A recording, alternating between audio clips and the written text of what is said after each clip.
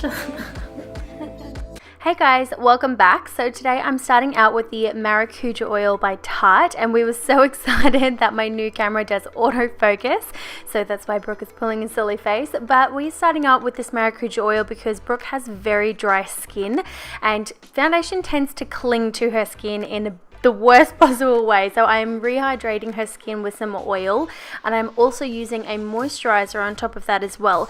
This one is just by NUXE. It is a really beautiful moisturizer, very lightweight on the skin, so I'm working that into her skin just with my fingertips. And if you do have a dry client, make sure you are prepping their skin properly, otherwise foundation and powders can just look a little bit clingy. So I'm prepping her skin properly and going back into the KRYOLON TV paint stick in the color OB1, I believe. I'll leave all of the shades down below, but this particular foundation, I really love the look of it on Brooke's skin just because it is more of a medium to full coverage foundation, but it's very, very easy to work with. So I'm just blending that in with a beauty blender all over the face and a little bit down the neck as well. But you can definitely powder this if you have more oily skin, but on more dry skin you don't really have to powder it if you don't want to. But all round it is a really beautiful foundation, and I'm just dabbing that in with a beauty blender. As for a concealer, I am using the Maybelline Fit Me concealer, and I'm just dabbing that on with a brush. Obviously, being my sister, I don't really mind using the applicator, but if it's anyone else or a regular client, you always want to use a brush and put it on the back of your palette or the back of your hand, and you just want to put that on with a brush. And I'm just going to dab that in with a damp beauty blender again. It just gives a really nice seamless finish to everything, and I'm also popping that concealer on her eyelids as well, and I will set that with powder just to prime the eyes. And for powder, I am using my new favorite, which is the 3CE setting powder. Now I would suggest with this particular powder not baking with it for too long, because I find that it can leave a little bit of a white cast, but if you just do it for half the time that you usually would with translucent powder, you will be fine. And I'm just going to dust a very small amount of that powder all over her face, and by the time I was finished with it, I'm just going to dust off the rest of that powder. And you can see I didn't do it for very long, but it can still leave a little bit of a white cast, but I just blended that into the skin and it was absolutely fine. Now this is my favorite contour kit by Kat Von D. I am mixing the two shades.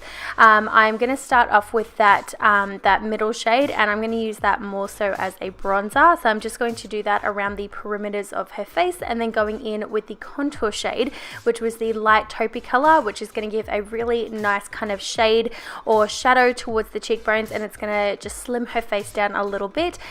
She always has really good cheekbones anyway, genetics, but it's just going to give a little bit more of a pop to the cheekbone as well. So I'm just going in with that contour and just putting that just along the cheekbone and just blending that upwards always.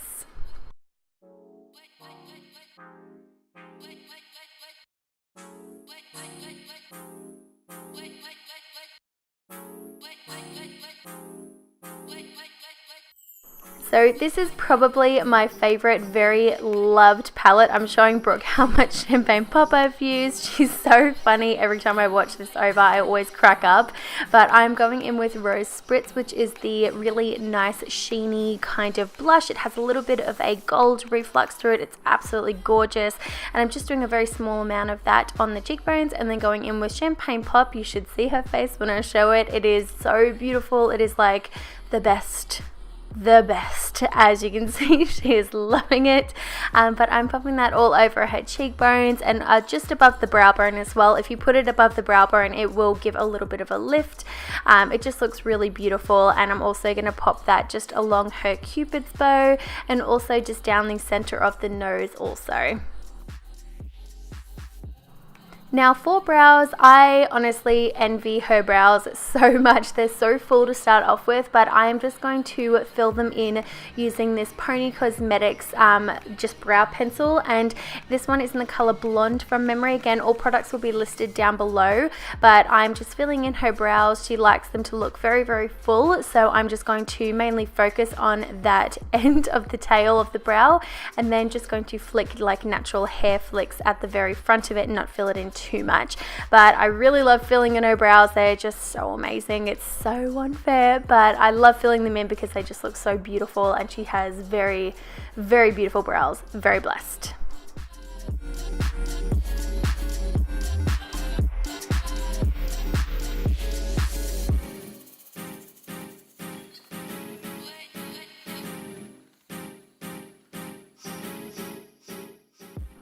And I think you can tell that she really likes her brows, doing the brow dance. So the best brow gel that I've come across personally is the Benefit Ready Set Brow. I use this on myself, I use it on my clients. It is just the best super glue for the brows that I have come across. It has a really unusual brush, which I find it very easy to tame and really shape the brows the way that I want them to. Now I've already prepped the eyes with the concealer and the powder, so we can go straight into eyeshadow. I'm using the TARTEIST Pro eyeshadow palette, and I'm going in with this really light, kind of warm taupey color, and this is going straight into the crease area as our transition. Then I'm just going to do one eye and do the other off camera, just so we can save a little time. Then I'm going in with this beautiful rosy color. It is so nice. It's actually a really nice still transition color, but it warms up the look a little bit more. So I'm just going to add that into a socket and add that little bit of depth.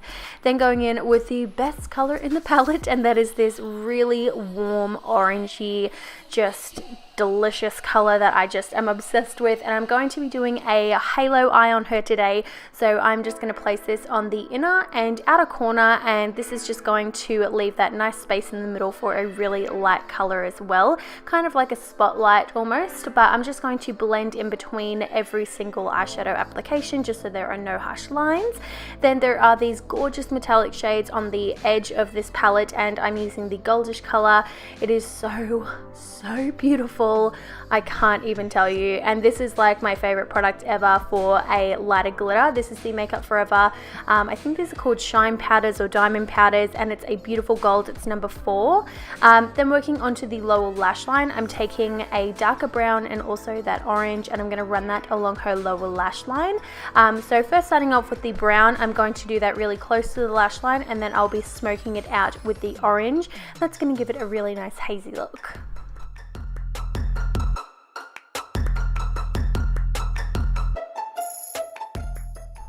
So for the inner corner, I'm going in with, again, one of the metallic shades on the other side, and it is a beautiful champagne-y kind of color, and this is going straight into her inner corner.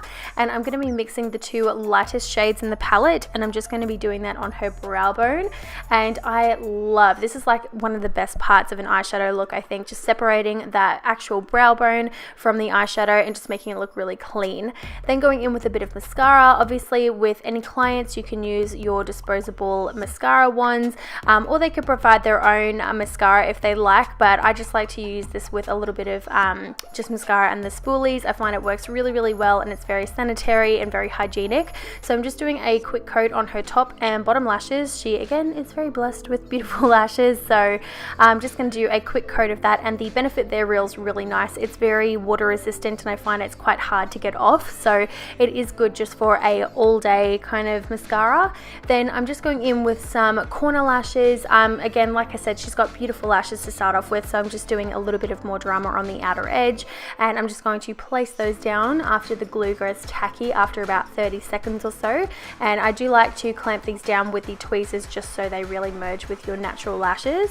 And then going straight onto the lips, and I'm using this Subculture lip liner from MAC, and I'm just going to line her lips, and I do fill them in slightly, not much, but this is her own lipstick. Just keep that in mind. I would never ever use the actual applicator on a regular client, but this is her own lipstick, so I'm using it straight on her lips. But just keep in mind, never use an applicator on your regular clients, otherwise you might as well just give them the lipstick, to be completely honest. So usually I would use a disposable lip pencil or lip wand, and I would do it that way. Never double dipping, ever. So once I have filled in her lips with her own lipstick, I'm going back in with the lip liner just to touch up everything, and I am doing a final spritz of that makeup fixing spray from Maybelline, and that is it, guys. I hope you enjoyed. Natty good. Oh, that is the best. Oh, really banana. Zooming into me. Yep. I'll do like a model look. I'll be like...